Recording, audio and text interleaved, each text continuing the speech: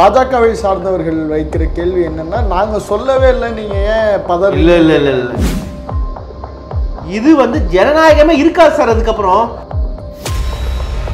பாஜகவுக்கு எதிரான ஒரு வலுவான அணியை உருவாக்கி மோடி அரசுக்கு நெருக்கடி தரணுங்கிறத உங்க திட்டமா? நாங்க ஒன்றும் முட்டாள் கிடையாதுங்க. உத்தரப்பிரதேச மோடிக்கு ஓட்டு போடுற மாதிரி இல்லை மத்திய பிரதேச போடுற மாதிரி எங்க தமிழ்நாடு மக்கள் முட்டாள் கிடையாது. உங்களுடைய முன்னெடுப்புகளை முறியடிக்கிறதுக்காக தான் இந்த இடி ரைடு மற்ற எல்லா ரைடும் விடுறாங்களா சார்? ஆங்கிலேயர் காலத்தில் எப்படி இருந்ததோ அதோட நம்மளோட நிலைமை வந்து மோசமாக போயிடும்.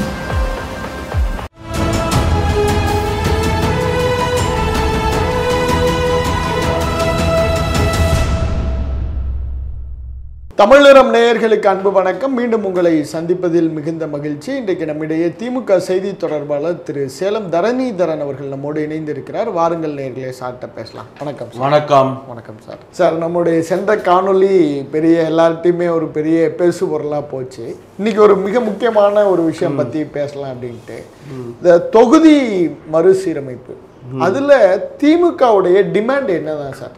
எதுக்காக இதை இப்போ நீங்கள் எடுத்துருக்கீங்க சார்? இந்த நான் வந்து ஒரு அரசியல் படித்த மாணவனாகவும் இந்த விஷயத்தை நிறைய ஆராய்ச்சி செஞ்சுருக்கேன். ஓகே. கிட்டத்தட்ட 4 கட்டுரை எழுதியிருக்கேன்.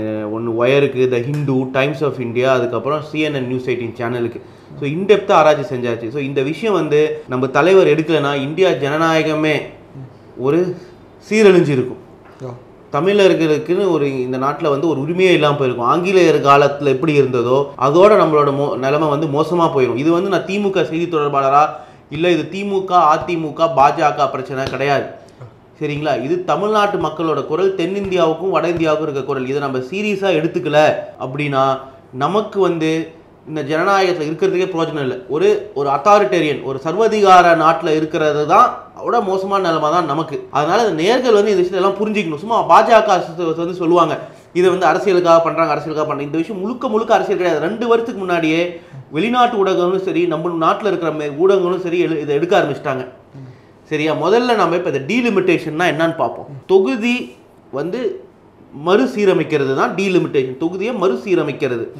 டீலிமிட்டேஷன் எப்போ உருவாக்கப்பட்டது அப்படின்னு பார்த்தா கான்ஸ்டியூஷன்லேயே இருக்குது, ஆர்டிகல் 82. அதுபடி ஒவ்வொரு தடவையும் சென்சஸ் முடியும் போது அந்த சென்சஸுக்கு தகுந்தவாறு தொகுதிகளை வந்து மறுசீரமைக்கணும். ஓகே, சரிங்களா? பாப்புலேஷனுக்கு தகுந்த மாதிரி 7 லட்சம் பேருக்கு ஒரு பாராளுமன்ற உறுப்பினர் லோக்சபாவில் அப்படின்னு தான் வந்து இந்த டீலிமிட்டேஷன் உருவாக்கப்பட்டது. 62 டீலிமிட்டேஷனோட தேர்தல் நடந்தது, சரிங்களா? 61 சென்சஸ்க்கு அப்புறம் திருப்பி அதே மாதிரி 71 சென்சஸ்க்கு அப்புறம் தொகுதி மறுசீரமைக்கப்பட்டது. இந்த 2 தடவை இந்த 72லையுமே நம்ம கொஞ்சம் சீட் குறைஞ்சிது. ஆனால் 75 எமர்ஜென்சி காலகட்டத்தில் இந்திரா காந்தி அம்மையார் ஃபேமிலி பிளானிங், குழந்தை கட்டுப்பாடு கொண்டு வந்தாங்க. எதற்காக அப்படின்னா, இந்தியாவில் வந்து பாப்புலேஷன் ரொம்ப வேகமாக உயருது. இவ்வளோ வேகமாக உயர்ந்து இருந்தால் இந்த நாடு வந்து இது தாக்கு பிடிக்க முடியாது அப்படின்னு சொல்லி, அதான் நாம் இருவர் நமக்கு இருவர் அப்படின்னு சொல்லி ஒரு டேக்லைன் கொண்டு வந்தாங்க. இதை வந்து இந்திரா காந்திக்காகவும் நாட்டுக்காக வந்து நல்ல சிறப்பாக பண்ணது, ஃபேமிலி பிளானிங்கில் கட் பண்ணது தென்னிந்தியாவோட மாநிலங்கள். ஓகே, சரிங்களா? ஆந்திர பிரதேஷ், கர்நாடகா, கேரளா, தமிழ்நாடு, கொஞ்சம் வட பெங்காலும்லாம் கூட. ஸோ அதனால் நம்மளோட பாப்புலேஷன் வந்து இன்னைக்கு தேதியில் வந்து பார்த்தோம்னா உத்தரப்பிரதேசத்தோட பாப்புலேஷன் குறைஞ்சிருச்சு. அப்போ வந்து நம்ம பாப்புலேஷன் 4 கோடி, உத்தரப்பிரதேசோட பாப்புலேஷன் 8 கோடி. இப்போ நம்ம பாப்புலேஷன் 8 கோடி, உத்தரப்பிரதேச பாப்புலேஷன் 32 கோடி. 2 மடங்காக இருந்தது, 4 மடங்கு ஆச்சு. ராஜஸ்தான் பாப்புலேஷன் நமக்கு பாதி தான், 2 கோடி தான் இருந்தது. இப்போ ராஜஸ்தானோட பாப்புலேஷன் 10 கோடி ஆயிடுச்சு. இப்போ அப்போ வந்து இந்திரா காந்தி அம்மையார் என்ன சொன்னாங்க, இந்த மாதிரி மாநிலங்கள்லாம் சிறப்பாக செய்கிறாங்க பாப்புலேஷன் கண்ட்ரோலில், ஆனால் பாப்புலேஷன் பேசிஸில் நம்ம வந்து கான்ஸ்டியூஷனை ரீட்ரா பண்ணோம், கான்ஸ்டியூவன்சிஸை, தொகுதிகளை நம்ம மறுசீரமைப்பு செஞ்சால் என்ன ஆகுனா வந்து அப்புறம் மாநிலங்களுக்கு வந்து நம்ம டிஸ்இன்சென்டிவைஸ் பண்ணுற மாதிரி இருக்கும். எந்த மாதிரிலாம் சிறப்பாக செய்கிறாங்களோ அவங்களுக்குலாம் வந்து நம்ம கெடுதல் பண்ணுற மாதிரி ஆயிடும். அதனால் 76 என்ன சொன்னாங்க, 25 வருஷத்துக்கு ஒரு கான்ஸ்டியூஷனல் அமெண்ட்மெண்ட் மூலமாக 25 வருஷத்துக்கு இந்த டீலிமிட்டேஷனை ஃப்ரீஸ் பண்ணிடுவோம். ஓகே, இந்த டீலிமிட்டேஷன் வந்து சென்சஸ் படி நடக்காது அப்படின்னாங்க. ஸோ அதுக்கப்புறம் நடக்கலை 25 வருஷம். 2001 வாஜ்பாய் அவர்கள் பாஜக கட்சி சார்ந்தவராக இருந்தாலும், அவருக்கு அது சாதகமாக இருக்கிற மாதிரி இருந்தாலும், அவர் என்ன சொன்னார், இது வந்து ஆல்ரெடி வந்து இப்போ தென்னிந்தியாவிலெல்லாம் பாப்புலேஷன் குறைஞ்சிருச்சு, அவங்க வந்து நாட்டுக்காக தான் இதெல்லாம் பண்ணியிருக்காங்க, பாப்புலேஷன் கண்ட்ரோல் எடுத்துருக்காங்க, திருப்பி இது பண்ணால் அவங்களுக்கு நம்ம வந்து அநியாயம் செய்கிற மாதிரி ஆயிரும், அந்த அநியாயத்தை வந்து நம்ம பண்ணக்கூடாதுன்னு சொல்லி இன்னும் 25 வருஷத்துக்கு இந்த ஃப்ரீஸ் எக்ஸ்டெண்ட் பண்ணார். ஸோ இப்போ என்னன்னா மோடி அவர்களும் அமித்ஷா அவர்களும் நாங்கள் சீட் இன்க்ரீஸ் பண்ண போகிறோங்கிறாங்க. அதான் சரி, இந்த மோடி அமித்ஷாவும் எதில் குறிப்பிட்டிருக்காங்க, இல்லை பாராளுமன்றத்தில் எதுவும் குறிப்பிட்டிருக்காங்களா? ஏன்னா பாஜகவை சார்ந்தவர்கள் வைக்கிற கேள்வி என்னன்னா, நாங்கள் சொல்லவே இல்லை, நீங்கள் ஏன் பதவி? இல்லை நீங்கள் இது வந்து வக்கு மசோதா மாதிரியோ ஒரு நாடு ஒரு தேர்தல் மாதிரியோ மற்ற சட்டம் மாதிரி சட்டத்தை பாராளுமன்றத்துக்கு எடுத்துகிட்டு வந்து நீங்கள் பண்ணாதான் இது நடக்குங்கிறது கிடையாது. இது வந்து அரசியலமைப்பு சட்டத்தில் இருக்குது.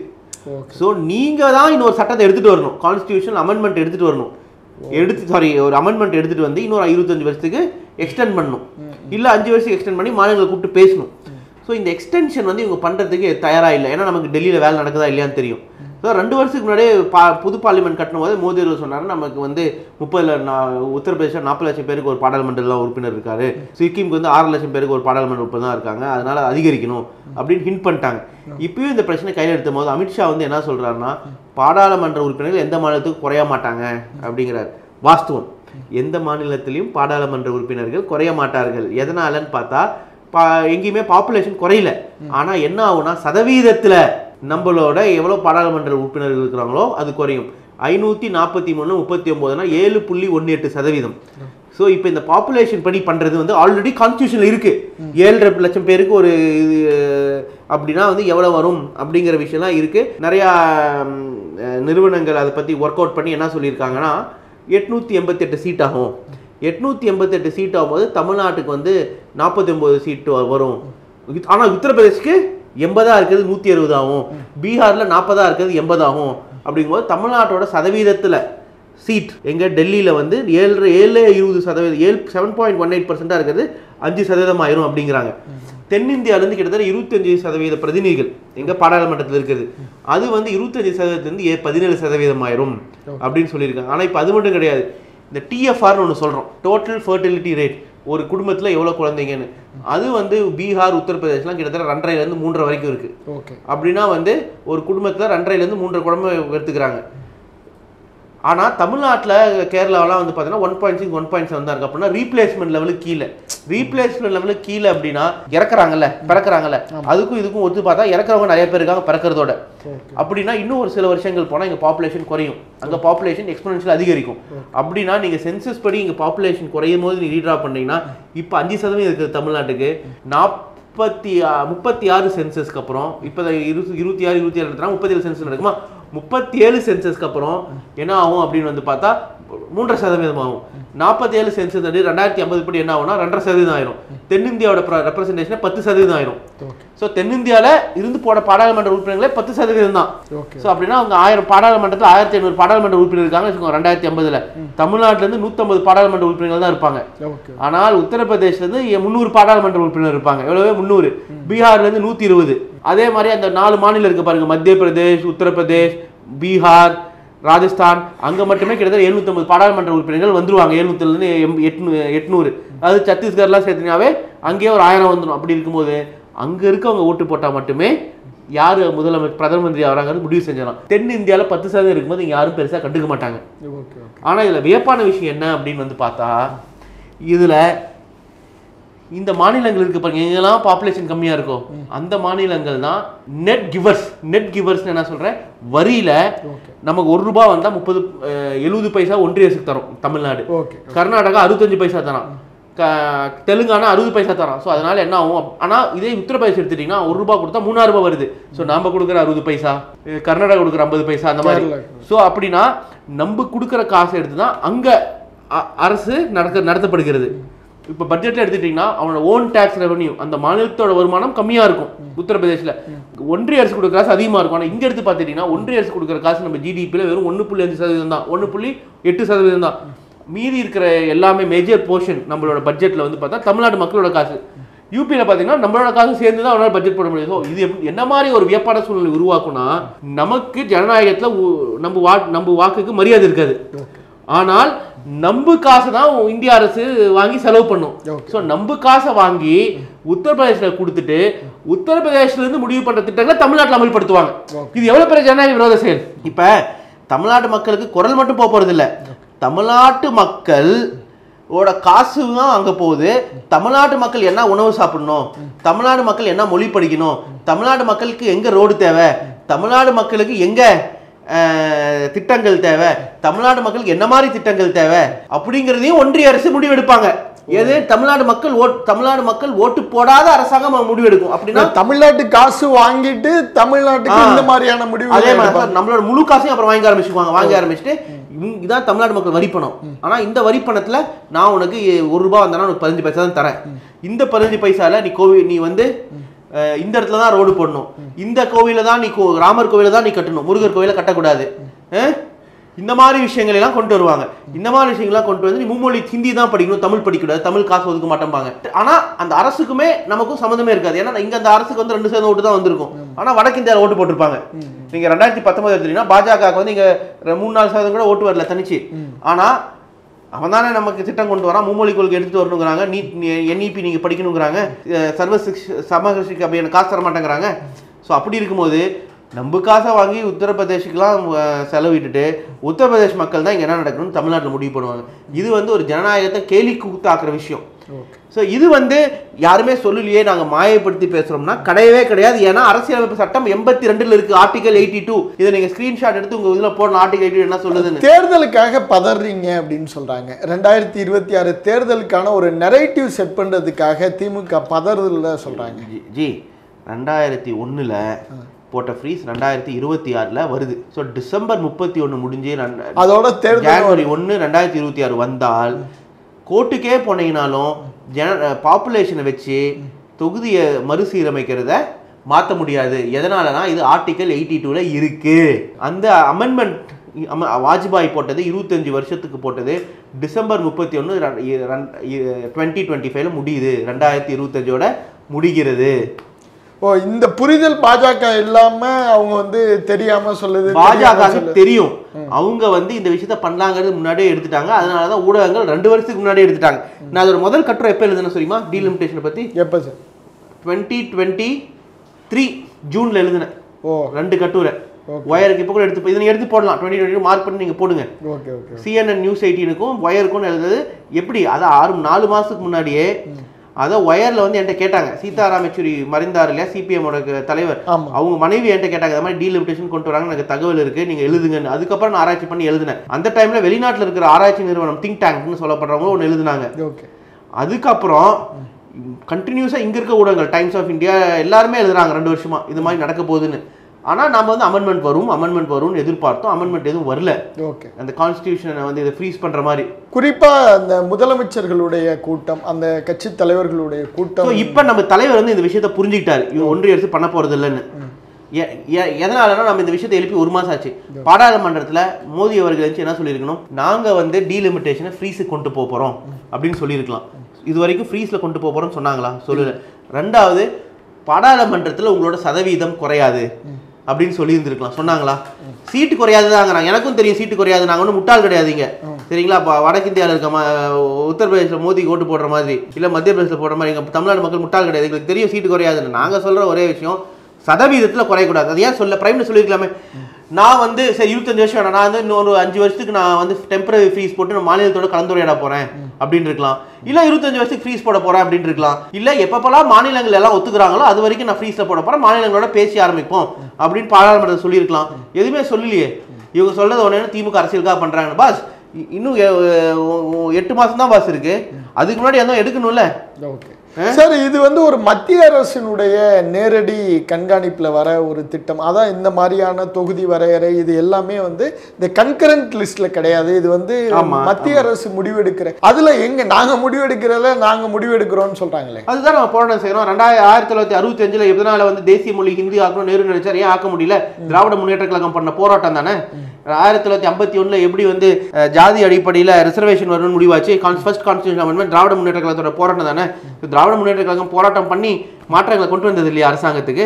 அந்த மாதிரி தான் போராட்டம் கொண்டு வந்து மாற்றங்களை கொண்டு வரோம். இந்த நாட்டில் மக்கள், ஜனநாயக நாட்டில் மக்கள் தான் ராஜா, சரிங்களா? மோடி ராஜா கிடையாது, மக்கள் தான் ராஜா. இதை மக்களுக்கு எடுத்துட்டு போறோம். தமிழ்நாடு மட்டும் இல்ல, தமிழ்நாட்டில் தொடங்கின குரல் தென்னிந்தியா, தென்னிந்தியாவில் தொடங்கின குரல் மகாராஷ்டிரா, மகாராஷ்டிரா தொடங்கின குரல் வடபங்கால், வடபங்கால் குரல் ஒரிசா, ஒரிசாலேருந்து பஞ்சாப், எல்லா மாநிலத்திலிருந்து வராங்கல்ல தமிழ்நாட்டுக்கு. சார், இப்போ அந்த முதல்வர்களுடைய நிலைப்பாடு என்னவா இருக்கும்? இல்லை இப்போ தமிழ்நாடு போல அவங்களும் ஒருங்கிணைக்க ஒரு முடிவுக்கு வந்துட்டாங்க. அதான் 7 கட்சியிலிருந்து பிரதிநிதிகள் வராங்கல்ல இதுக்கு. ஓகே, இதில் கேலி கூத்தான விஷயம் என்னன்னா, சந்திரபாபு நாயுடு போன்றவர் ஒரு கேவலம் பதவிக்காகவும் காசுக்காகவும் ஆசைப்பட்டு அவங்க மாநிலத்தையே தார வார்த்துட்டார். அவர் சொந்த காசுக்காக ஆசைப்பட்டு டீலிமிட்டேஷன் ஆதரவாக பேசுறது. ஏன்னா ஆந்திராவுக்கும் பெரிய அடி டீலிமிட்டேஷனால. ₹1 கொடுத்தா 35 பைசா தான் வருது, அவங்க ஜனத்தொகையும் குறைஞ்சிருக்கு. இதெல்லாம் ரொம்ப பெரிய ஒரு அசிங்கமான செயல் சந்திரபாபு நாயுடு பண்றது. இப்ப திமுக வந்து நம்ம தலைவரை பாராட்டணும். ஏன்னா இந்த விஷயத்தை எடுத்தது வந்து அரசியலுக்காக கிடையாது. இந்த மாதிரி டீலிமிட்டேஷன் மாதிரி விஷயம் ஓட்டுக்கும் அதுக்கும் சம்மந்தம் கிடையாது. நீங்க தெளிவா புரிஞ்சுக்கோங்க. தமிழ்நாடு மக்களுக்கே தெரியும் டீலிமிட்டேஷன் ஓட்டுக்கும் நீங்களும் அரசியலை வந்து ஃபாலோ பண்றீங்க. அந்த கேமராமேனுக்கும் தெரியும். என்ன சார் தெரியுமா தெரியாதா?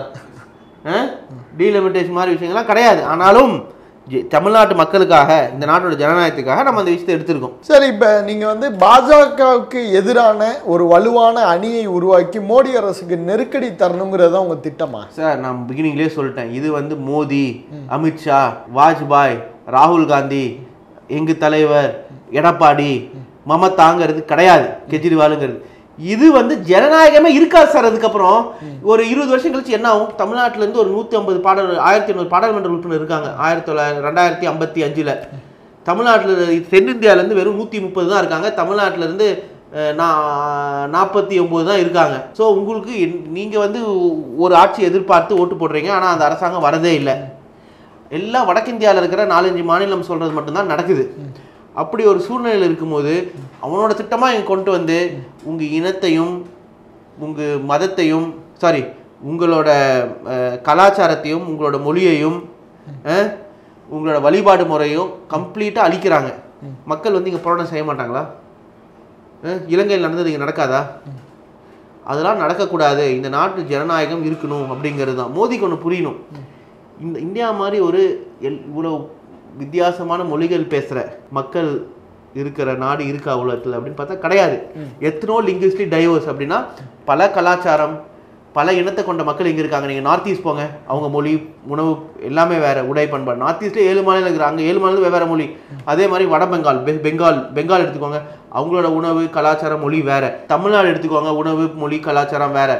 அப்படியே தெலுங்கானா போங்க வேறு, மகாராஷ்டிரா போங்க வேறு. இந்த மாநிலங்கள் எல்லாமே வேறு ராஜாக்கள் 1000 வருஷத்துக்கு முன்னாடி ஆள்ருக்காங்க. அதனால பொலிட்டிக்கல் எக்கனாமியே வேறு.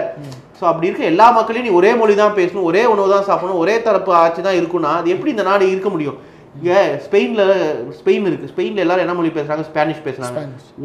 உணவு எல்லாம் ஒன்று, உடைகள் ஒன்று, கலாச்சாரம் ஒன்று. ஆனால் அங்கேயே வந்து ஒரு சின்னூண்டு ஹிஸ்டாரிக்கல் டிஃப்ரென்சஸ்னால கெட்டலோனியான்னு ஒரு நாடை வந்து தனியாக வேணும்னு கேட்குறாங்க ஸ்பெயின்லேயே. ஆனால் இங்கே வந்து யாரும் அப்படி கேட்குறோமா? கேட்கல. எதனால? இவ்வளோகள் வேற்றுமைகள் இருந்தாலும் நாம் ஒற்றுமையாக இருக்கும். ஏன்னா அந்த வேற்றுமையை மதிச்சதுனால. ஆனால் இந்த வேற்றுமையை மதிக்காமல் இந்த நாட்டை யூனிஃபார்மாக கொண்டு வரணும்னு நினைக்கிறாங்க. அது எம்எஸ் கோல்வார்கர், மோடியோட ஃபோர்ஃபாதர், அவர் இடத்தை சொல்லியிருக்காரு, மோர் uniformity only brings destruction to the nation. More uniformity does not mean more uniformity. சரிங்களா? யூனிஃபார்மிட்டியாக இருக்கும், எல்லாமே ஒன்றா பண்ணணும்னு நினச்சா அதனால வந்து ஒற்றுமை வராது, வேற்றுமையில் தான் ஒற்றுமை இருக்குங்கிறது ஆர்எஸ்எஸ் சித்தாந்தவாதியே சொல்லியிருக்காரு. சரி, இப்போ இந்த மாதிரியான உங்களுடைய முன்னெடுப்புகளை முறியடிக்கிறதுக்காக தான் இந்த இடி ரைடு மற்ற எல்லா ரைடும் விடுறாங்களா சார்? இடி ரைடு வந்து எந்த எதிர்கட்சிக்கும் பாஜக எதிர்க்கிற எல்லா எதிர்கட்சிகளும் விடுறாங்க. ஆனால் அவங்களுக்கு ஒரே பிரச்சனை வந்து அவங்களோட சித்தாந்தத்துக்கு நேர் எதிராக இருக்கிறது திராவிட முன்னேற்ற கழகம். எந்த விஷயங்கள் ஜனநாயகரை சீரழிக்கிற விஷயம் எதை பாரத ஜனதா கட்சி பண்ணாலும் அது முதல் குரல் எங்கள் தலைவர் திராவிட முன்னேற்ற கழகத்தோட தலைவர் மாண்புமிகு தமிழ்நாடு முதலமைச்சர் தான் குளிக்கிறார். பாருங்க, அவர் பிறந்த நாள் அப்ப 2023 மார்ச் 1ஆம் தேதி தான் இந்தியா கூட்டணிக்கு அஸ்திவாரம் போடப்பட்டது. அப்ப என்ன சொன்னார்? யாரு பிரதம மந்திரி ஆகிறாங்கிறது முக்கியம் இல்லை, யாரு ஆகக்கூடாதுங்கிறது தான் முக்கியம். ஏன்னா அவர் இருந்தா இந்த நாட்டில் ஜனநாயகம் இருக்காது.